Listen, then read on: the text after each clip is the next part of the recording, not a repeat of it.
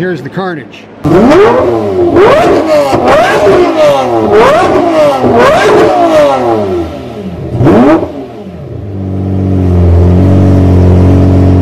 Good afternoon, gentlemen. Today we're doing a little bit of a project. And here's the carnage. So we've pulled the interior pretty much out of the Mercy. I don't mind all the tools down here. That's just because I got no place to put them at the moment. But we pretty much have it all out, and that is to access this panel right here where there was 2 rubber plugs, and that is to bleed the E-Gear F1 actuator. There's 2 screws here, and there's another one way down in there. So what we have to do is hook up the Lara computer and go ahead and bleed those. Now this one and this one were 1/4 turn loose, and by itself I would say that's probably enough reason to cause all the problems that I've been having with the E-Gear shift indicator light flashing. But I went ahead and put an F1 pump on it anyway. It was running a little slow, and now that's running great. But while we're here, I went in here to go ahead and bleed those screws and found them loose. So we've got a little carnage, got the console out of course, and the seats are out, and also everything else out of the interior. So center console, air conditioning, radar, AC controls, pretty much the whole 9 yards. But the nice part was it did give me the opportunity to go ahead and put that carbon fiber piece there on the center, and plus clean up a lot of other stuff. So stand by, I'll give you an update as I do the Laris. Thanks. Okay, we're in the car getting ready to hit the Lara. So the first thing to do, not that this is a tutorial, but you have to open these bleed screws half a turn. Let's see if I can get in there. But anyway, half a turn. Each, there's all 3. Now that one was nice and tight. So all bleed screws are now open half a turn. I'll go on Laris, whatever. Choose that open solenoid software program. Hit open. Hit OK. And let's see what happens here. It's automatic, it's just going to do it. So now it's telling me open solenoid, which I've already done. Click OK. Pump's running. Close solenoid. Nothing came out, but we'll close it. It says to. A lot of pressure in there now, I can feel it.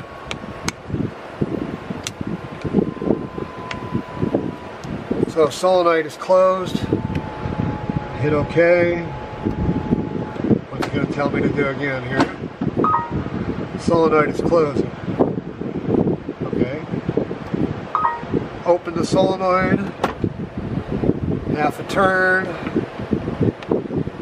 Half a turn. Half a turn. Back in. Telling me to close the solenoid. Got pressure on them now, for sure.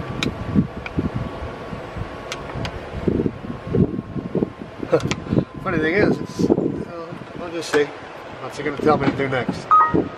Solenoid is closing. Okay, well, we already did it. Open the solenoid again. Half a turn. Half a turn. Half a turn. Back to hit OK. You can hear the pumps running. It's telling me to close the solenoid now.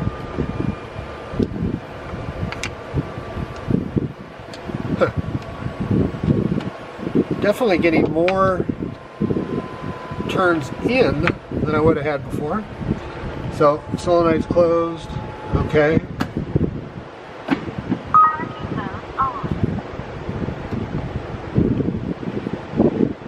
I guess that's it. I expected drips to come out of there, everything else, but I think I'm going to do the sequence one more time. Go up, hit it, hit start.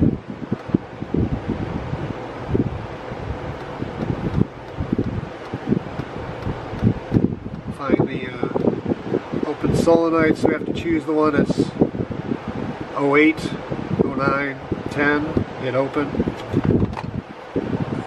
hit OK.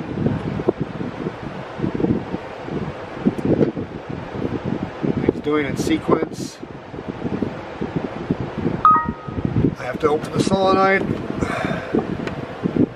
half a turn for each one. They're open. Here we go.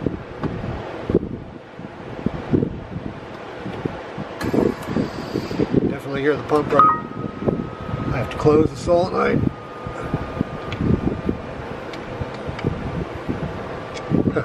Really going in further than I open it. Which maybe that's a good thing. I don't know. So solenoid's closed. Hit OK. Solenoid is closing. Yeah, I already did it. I have to open the solenoid. Half a turn. Half a turn. Half a turn. Hit OK. Close the solenoid one more time.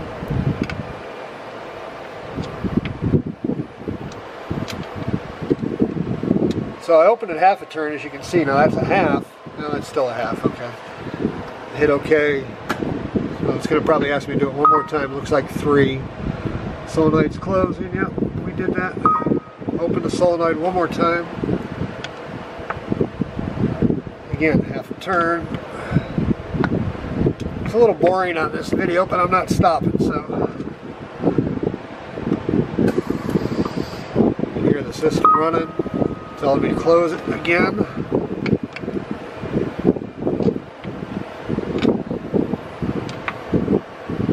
There's some pressure on the screws now. Hit OK. Line's closing, yep. Okay, that's it for that. So I'm going to go ahead and snug those up now. And I'll go back in and double check them again before I do it. Now I'm going to do what they call a E-gear self-learn. So I went through all that. Probably had air in it, I'm guessing. So now we go back into Laris, whatever you want to call it. Lamborghini software.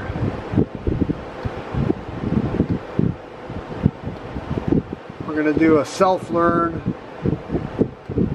Murcielago. This is an 08 model. We're going to hit enter or open. I'm going to hit OK. And I do have the battery charger hooked up, so that makes sure I don't run out of voltage. And the battery is fully charged. So the E-gear is going to self-learn, and it's going to go through all the shifters, shifting positions. You might be able to hear it.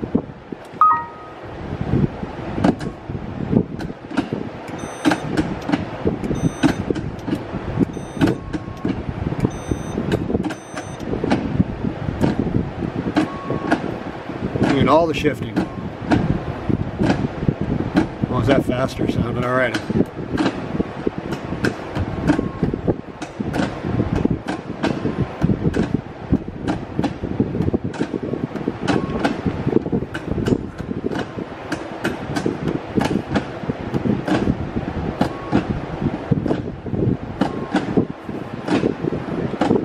Should have stopped by now, but maybe it's going a little longer than normal.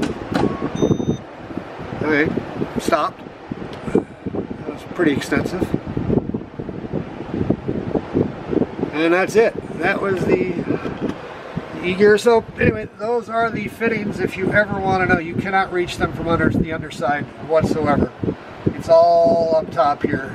And but you do have to remove pretty much, focus, there we go, pretty much the whole interior to get to it. So seat, center console, radio, air conditioning control, the whole 9 yards. But thank God I've got this, and I have the patience to do it. So stand by, I'll give you an update as we get going. Also, when I got everything set up, I'm going to go ahead and run a snap on it, just to double check everything. Make sure nothing's changed. So it takes a few seconds to get everything initialized. 244. here, whatever this is counting down. Oh, got one DTC code. So let's look at it. So as you can see, the clutch wear, it is a new clutch. I didn't put it in, but you can see the snap 0.1 millimeters. So the new was 19.8 and they recalibrated, so we didn't do anything there. Check line 35, self-learning status. All those numbers are good. Neutral switch. Okay, we'll go chase that down. In the interim, we'll clear that code.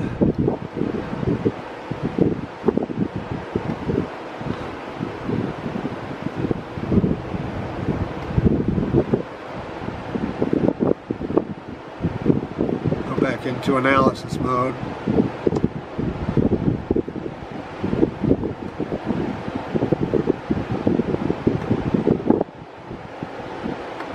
So those of you who've never played around in this thing, which personally I'm not a fan of either, so it's hard. Now it's not going to let me erase them at the moment, so let's get in there, check the E-gear, go back in that.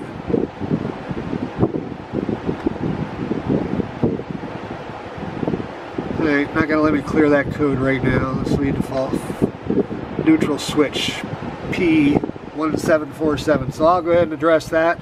But if that's it, then all of our problems are solved. But in any case, got a new brake light switch in it as well. That'll help the intermittent faults that I was getting between when I was stepping on the brake trying to put it in first. So anyway, we'll stand by and then I'll give you some more info. Well, here we go, ladies and gentlemen. The car is finished and the actuator is bled. As you can see, everything's back together, looking strong. No extra screws, of course. I was lucky I was able to go ahead and clean the all the buttons, the sticky goo. So that's it, all back together. Underneath here, that's where that access ports were for bleeding the actuator. And I'll take you to the other side and show you that as well. Okay, so we're on the other side, and again you can see all the AC's back in, the stereo's back in. I did add that carbon fiber shift panel there, even though the weave is a twill versus regular. But yeah, she's pretty loaded up, and gonna go out and give her a little test drive and see how she does. But stand by and I'll report back after I'm done. Thanks.